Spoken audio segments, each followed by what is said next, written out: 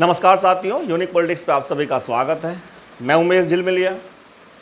साथियों, जिस तरह से मांग लगातार उठ रही है जयप्रकाश और आनंद को लेकर के कि जल्द से जल्द उनकी वापसी हो, और भी पुराने नेता उनकी भी मांग उठ रही है कि उनको भी अब सामने आना चाहिए, मैदान में आना चाहिए और सड़कों पे आप काम करना चाहिए। जो काशी राम जी के समय में काम हुए हैं, जिस तरह से लोगों के बीच में जाकर काम होते थे, जनसंपर्क होता था, लेकिन अब वो जनसंपर्क नहीं होता।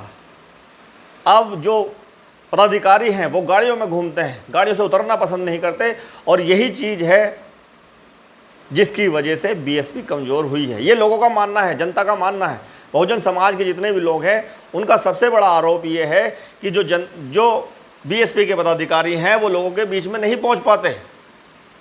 किसी भी ज़िले में जितने भी गांव होते हैं, कहीं अगर किसी के साथ कोई दुर्घटना हो जाए, एक्सीडेंट हो जाए या कोई और बात हो जाए, तो वहाँ पर सारे नेता पहुँच जाते हैं हर पार्टी के, लेकिन बीएसपी का कोई पहुँचता नहीं है। तो ये सबसे बड़ी बात बताई जा रही है कि बीएसपी कमज़ोर इस वजह से हो रही है।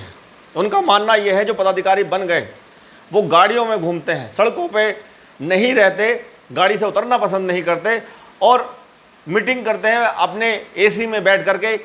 ये आरोप लगा रही है जनता कि इससे बाहर निकलना पड़ेगा। अगर इससे बाहर नहीं निकले तो कुछ भी बचने वाला नहीं है, ज़ीरो है। अगर ज़ीरो से ऊपर चलना है तो इसमें बदलाव करना पड़ेगा। और मायावती जी ने सख्त निर्देश दे दिए हैं अपने सभी पदाधिकारी को, और चेंज भी करना शुरू कर दिया है।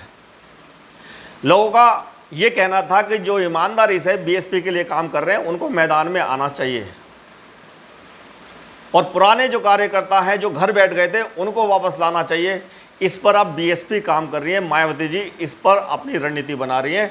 आपने देखा कि मुजफ्फरनगर से सांसद प्रत्याशी बीएसपी से धारा सिंह प्रजापति, जिन्होंने इतना अच्छा चुनाव लड़ा, बड़ी ईमानदारी से, बड़ी मेहनत की, और मुजफ्फरनगर की जनता, मैं वहाँ मुजफ्फरनगर में खुद गया, जनता से मैंने पूछा तो वहाँ जितने भी प्रजापति थे वो तो एक ही साथ थे, बीएसपी के साथ और धारा सिंह प्रजापति के साथ थे, और शेड्यूल कास्ट के लोग भी लगभग उनके साथ थे। उनका जो प्रचार प्रसार था वो बहुत ही बेहतरीन, बहुत ही बढ़िया था। इंडिया और एनडीए, इन दोनों में मेन फाइट मीडिया ने दिखाई।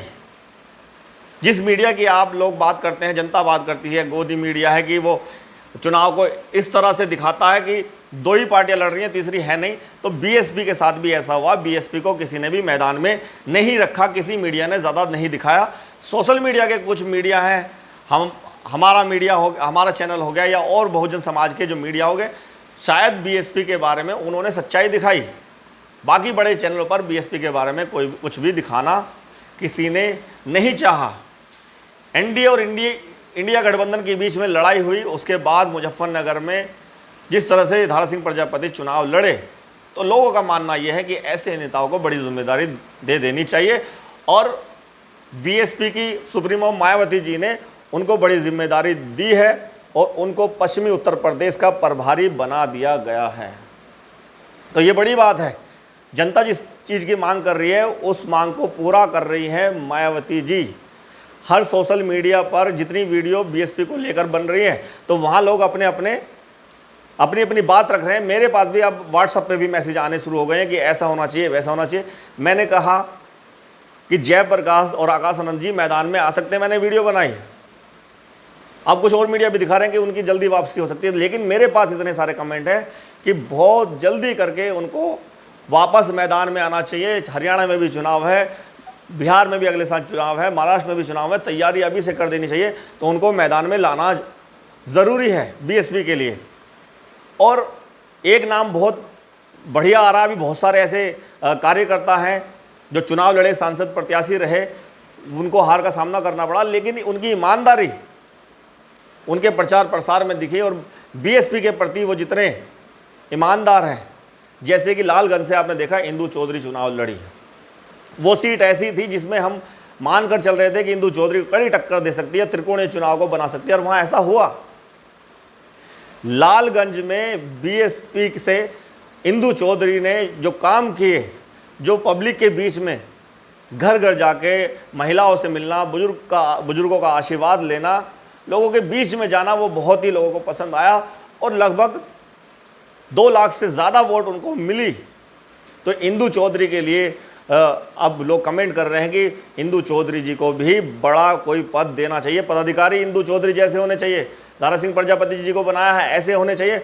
और भी हैं नाम, वो मैं आपको बता दूंगा, लेकिन इंदु चौधरी का नाम आगे चल रहा है, उनको भी मैदान में लाने की बात कर रही है। और कमेंट आ रहे हैं कि जल्द से जल्द आकाश आनंद और जयप्रकाश दोनों को वापस लाया जाए। देखिए, जब से 2024 के चुनाव का रिजल्ट आया 4 जून, और 4 जून में सारी पार्टियां शायद खुश हो सकती हैं, क्योंकि वो गठबंधन से लड़ी। किसी को 1 सीट मिली, किसी को 2, किसी को 5 सीट मिली। अगर आरएलडी चुनाव लड़ी बीजेपी के साथ जाके तो उनको 2 सीट मिली, तो 2 सीट वो जीत गए। और कई सारी पार्टियां बीजेपी के साथ गठबंधन करके लड़ी तो उनको भी कहीं ना कहीं से 1-1 सीट मिल गई। तो ऐसे ही बाकी जो पार्टियां हैं जो अकेले चुनाव लड़ी, जैसे बीएसपी, उसको नुकसान हुआ। और सबसे ज़्यादा चर्चा अब बीएसपी की ही चल रही है, क्योंकि आने वाला जो चुनाव है 2027 में भी चुनाव आ रहा है, और कई राज्यों में अभी अगले साल भी चुनाव है और इस साल में भी चुनाव है। तो सारी पार्टियां खुश हैं, कांग्रेस भी, समाजवादी पार्टी भी। इंडिया गठबंधन ने बेशक सरकार ना बनाई हो, लेकिन उनको बढ़त मिली। कांग्रेस 99 सीटों पर पहुंच गई। समाजवादी पार्टी जहां 5 पे थी वो 37 में 32 का फायदा उसको हो गया। तो सारी पार्टियां खुश हैं, लेकिन बीएसपी 0 सीट लेकर आई है। तो बीएसपी तो नाराज है ही, मायावती जी तो नाराज है ही, लेकिन उनका जो वोटर है वो सबसे ज्यादा नाराज है। वो अपना गुस्सा पदाधिकारियों पर भी निकाल रहा है। पदाधिकारियों पर इसलिए निकाल रहा है कि कहीं भी कोई दुर्घटना हो जाए, वहां बीएसपी के कार्यकर्ता नहीं पहुंचते। तो इस चीज को दूर करने की बात चल रही है, समीक्षा की जा रही, समीक्षा बैठक भी चल रही है। तो उसमें ये बात सामने आ रही है कि इन चीजों को दूर किया जाए और बीएसपी के लोग अब गाड़ियों से उतरकर पैदल चलें, गांव में चले, लोगों के बीच में बैठे, चाय खोखे की दुकान पर बैठकर लोगों के साथ में चाय पिए, घर जाए, उनके किसी के साथ कोई हादसा हो जाता है, कोई दुर्घटना हो जाती है, सहानुभूति के लिए ही जाएं। आप कुछ नहीं कर सकते, कम से कम इस चीज के लिए जाएं। तो ये बात उठ रही है और इसका समाधान मायावती जी ढूंढ रही हैं। तो ये बदलाव जो देखने को मिल सकते हैं, इससे बीएसपी का फायदा हो सकता है। धर्मवीर अशोक जी, जिसकी बड़ी चर्चा होती है, कहा जा रहा है कि अब वैसे तो जिम्मेदारी उनको दे दी है, और धर्मवीर अशोक जी ने बड़ी मेहनत की, काशीराम जी के साथ मिलकर बीएसपी को बढ़ाया, सब जानते हैं। तो वो भी आ गए हैं वापस, सारे पुराने नेता बीएसपी में वापस आ रहे हैं। तो ये मायावती जी की रणनीति अब है जो उन्होंने चेंज की है, ये फायदा दिला सकती है। एक ने कहा कि क्या आपकी वीडियो बहन जी तक नहीं जाती, क्योंकि वो कमेंट करते हैं, वो उनके कमेंट मायावती जी पढ़ें, या जो मैं बोलता हूं बातें कि जनता इस तरह से कह रही है, तो आपकी वीडियो अगर वो देख रही है तो इन पर उनको एक्शन लेना चाहिए, मायावती जी को ऐसा करना चाहिए। तो ज़रूर जाती होगी।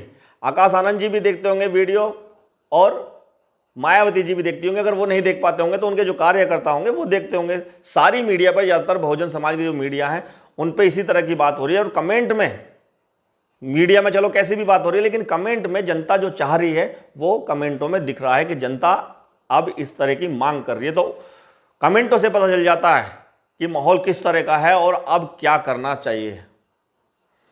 तो बहुत बड़े बदलाव देखने को मिल सकते हैं और फायदा मिल सकता है। उपचुनाव भी आ रहे हैं, जहां जहां सांसद जीते हैं वहां उपचुनाव होने हैं। अभी 2024 के चुनाव में जितने भी विधायक चुनाव लड़े, चाहे वो भाजपा से हो, चाहे वो समाजवादी पार्टी से हो, तो उनके जो सांसद जीते हैं तो उनको अपना एक पद छोड़ना पड़ेगा और वो विधायक का पद छोड़ेंगे, तो वहाँ भी उपचुनाव होने हैं। तो उपचुनाव जब होने हैं तो उनकी तैयारी अब सभी पार्टी कर रही है, बीजेपी भी कर रही है, समाजवादी पार्टी, और बसपा ने अपनी कमर कस ली है। वो बड़ी ताकत से और बड़ी रणनीति से इस बार चुनाव लड़ने वाली है। चलिए, होता है कि आगे आगे क्या होने वाला देखते हैं। बहुत बहुत धन्यवाद, नमस्कार।